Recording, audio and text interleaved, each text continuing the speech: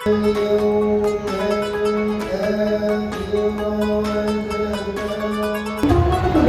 dari Allah SWT. Amin amin ya Tuhan. Baik, acara selanjutnya adalah sambutan sebelum. Sambutan yang pertama akan disampaikan oleh Ibu Kartini dari SPDMF. Kita bersalah, maka kita harus biasa membaca dan belajar.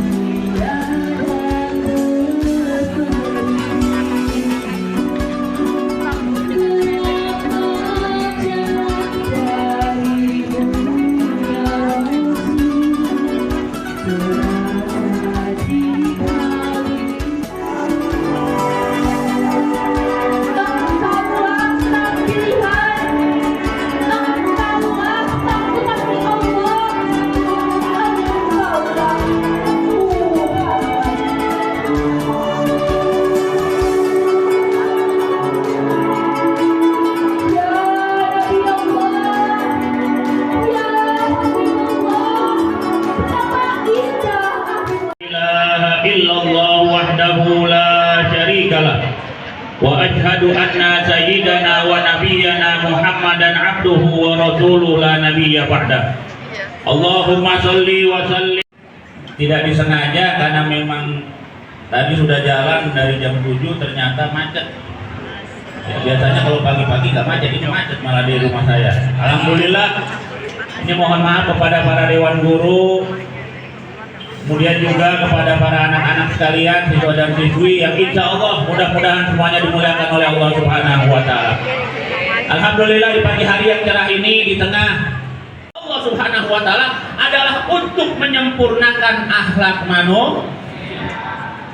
Maka ketika kita memperingati kelahiran baginda Nabi besar Muhammad Sallallahu Alaihi Wasallam ini, yang harus kita ambil pelajaran itu adalah kita harus mencontoh akhlak Nabi kita Muhammad Sallallahu Alaihi Wasallam. Allah Subhanahu Wa Taala menyatakan di dalam Al-Quran, "Laqad kana lakum fi Rasulillahi uswatun hasanah." Sungguh telah ada pada diri Rasulullah Sallallahu Alaihi Wasallam itu suri tauladan yang baik. Alhamdulillah. Adik-adik sekalian yang dimuliakan oleh Allah Subhanahu Wa Taala, Nabi kita Muhammad Shallallahu Alaihi Wasallam sangat-sangat memberikan contoh yang mulia tentang akhlak kepada kita. Bagaimana akhlak Nabi kita Muhammad Shallallahu Alaihi Wasallam kepada orang yang lebih tua? Bagaimana akhlak Nabi kita Muhammad Shallallahu Alaihi Wasallam kepada keluarga? Bagaimana akhlak Nabi Muhammad Shallallahu Alaihi Wasallam kepada para sahabat? Bahkan bagaimana akhlak Nabi Muhammad kepada orang yang tidak mau beriman kepada Allah Subhanahu Wa Taala? Dalam sebuah riwayat disebutkan bahwasanya ada seorang pengemis beragama Yahudi berada di pasar kota Madinah. Setiap harinya Nabi Muhammad Shallallahu Alaihi Wasallam datang ke pasar itu, kemudian nyuapin, karena pengemisnya ini buta. Disuapin oleh Nabi kita Muhammad SAW. Sebelum disuapin itu makanan, karena pengemisnya sudah tua, makanannya itu dilembutin dulu oleh Nabi kita Muhammad Shallallahu Alaihi Wasallam. Roti yang ada kan roti di Arab itu keras-keras. Kalau di sini kan roti kan enak ya, empuk ya. Kalau di Arab roti bisa buat melempar anjing. Betul. Di Arab itu rotinya keras, harus dimasukin dulu ke air, dimasukin dulu ke kopi, baru bisa dimakan. Maka Nabi kita Muhammad SAW ketika ingin memberikan makan kepada pengemis buta yang beragama Yahudi, itu makanannya dihaluskan dulu oleh Nabi. Setelah dihaluskan, baru ini Yahudi disuapin.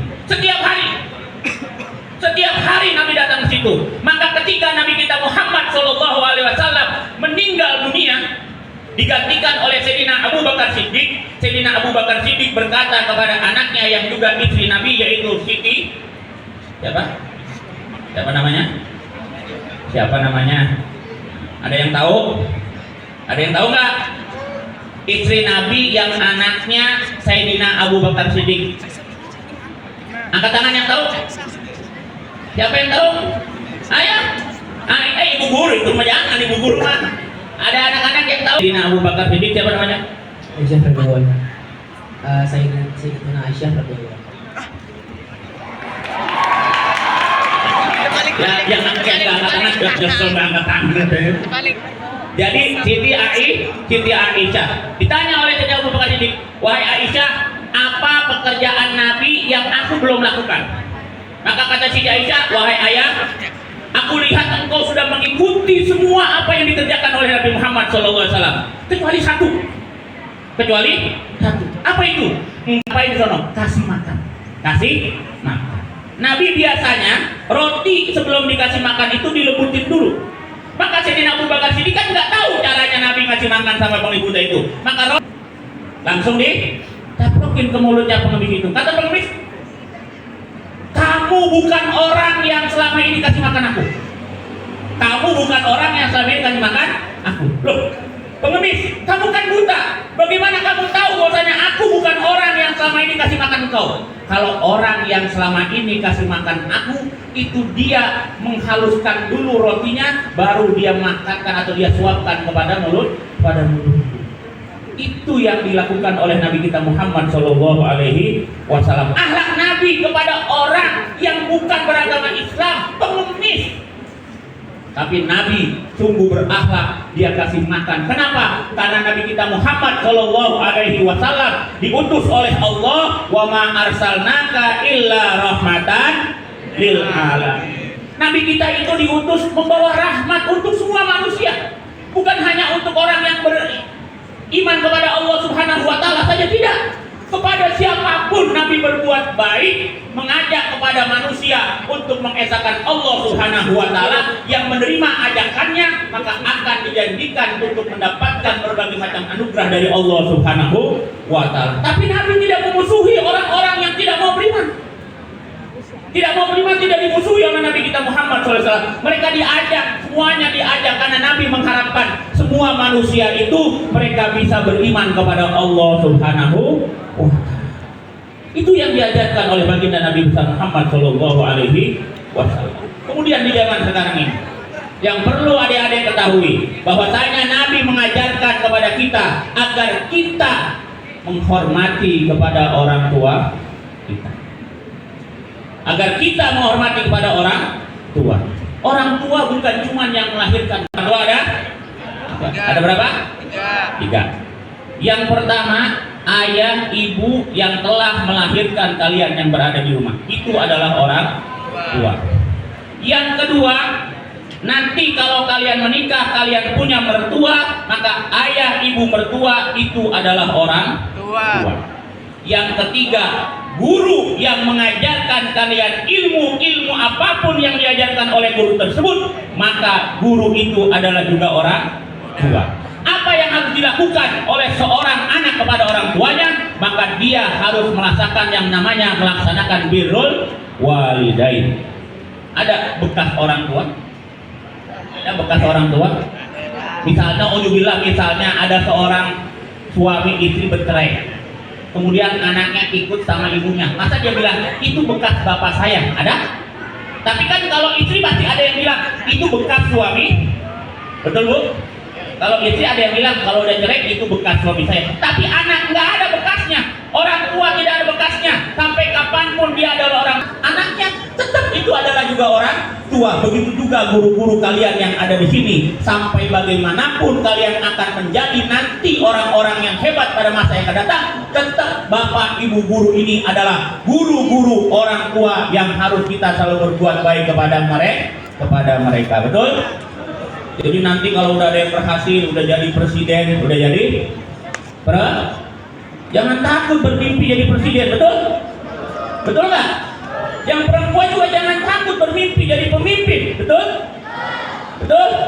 Berapa banyak itu orang-orang hebat dari perempuan? Betul? Siapa saja contohnya coba? Perempuan yang hebat yang ada di Indonesia, yang para pahlawan, Rajen Adem, Kartini, Cut Nyadin. Coba siapa yang bisa nyebutin 4 pahlawan perempuan? Yang laki jangan nyebutin. Ayo perempuan, ayo, angkat tangan, ini. Sini adik, Adeknya deh. Ya sini. Sini.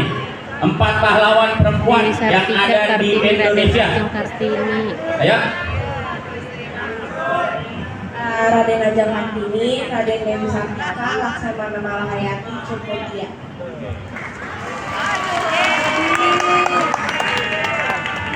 Ya, itu yang yang laki-laki. Ayo, angkat tangan kan? Ayo, sini. Tadi angkat tangan katanya. Ayo. Jangan takut, pasti jadi laki-laki takut. Pahlawan, laki-laki 4.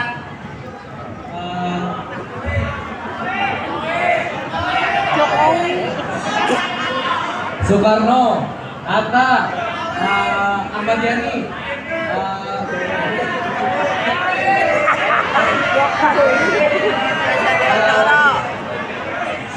Ahmad Dahlan.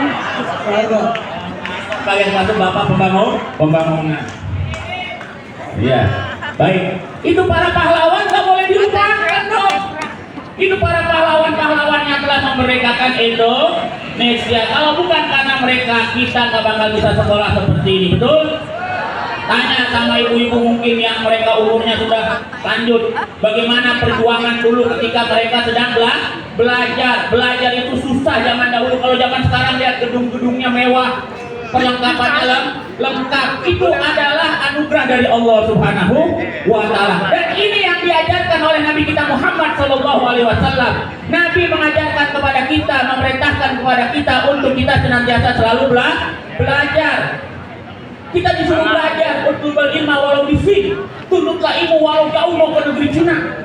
Jadi kita disuruh menuntut ilmu kemana saja, baik itu ilmu yang berkenaan dengan agama, ilmu yang berkenaan dengan teknologi, ilmu yang berkenaan dengan kesehatan, dan semuanya diajarkan oleh Nabi kita Muhammad SAW. Maka ketika memperingati Maulid, kita memperingati Maulid Nabi Muhammad SAW.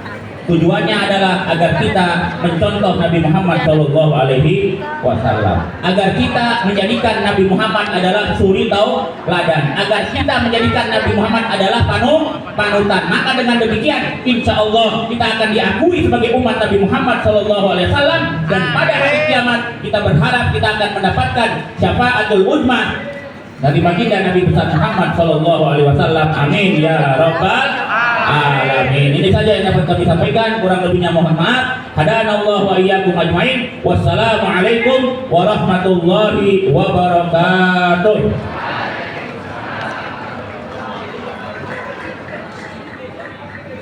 Alhamdulillahirabbil alamin. Jazakumullahu khairan katsiran kepada Al-Karam Fadilatul Ustaz atas materi yang telah disampaikan.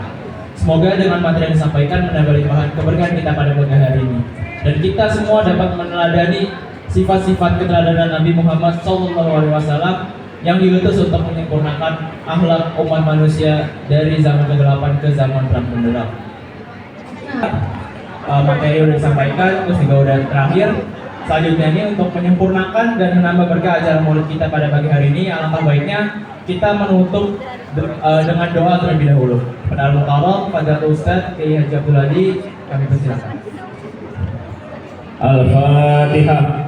A'udzu billahi minasyaitonir rajim. Bismillahirrahmanirrahim. Alhamdulillahi rabbil alamin. Arrahmanir rahim. Maliki yaumiddin. Iyyaka na'budu wa iyyaka nasta'in. Ihdinas siratal mustaqim. Siratal ladzina an'amta 'alaihim ghairil maghdubi 'alaihim waladdallin. Amin. Astaghfirullahaladzim. Lakal hamdu ya Allah ya Karim ya Rabbi ya Maulana ya Ma'bud. Bismillahirrahmanirrahim. Alhamdulillahi rabbil alamin. Hamdan yuwafi ni'amahu wa yukafi'u mazidah. Ya Rabbana lakal hamdu kama yanbaghi li jalali wajhika wa li 'azimi sultanik. Allahumma shalli wa sallim ala sayyidina Muhammad wa ala ali sayyidina Muhammad. Allahumma aghnina bil ilmi wa zayyina bil hilmi wa akrimna bit taqwa wa jamilna bil 'afiyah bi rahmatika ya arhamar rahimin. Allahumma inna nas'aluka fahman nabiyyin wa hifdzal mursalin wa ilhamal malaikatil muqarrabin ya Rabbi ya Karim ya Rabbi ya Rahim. Allahumma ighfir lana wa liwalidina warhamhuma kama rabbayana shighara. Rabbana atina fid dunya hasanah wa fil akhirati hasanah wa qina adzabannar. Sallallahu ala sayyidina Muhammad wa ala alihi wa sahbihi wa sallam. Walhamdulillahi rabbil alamin. Busyara lana minal الهدى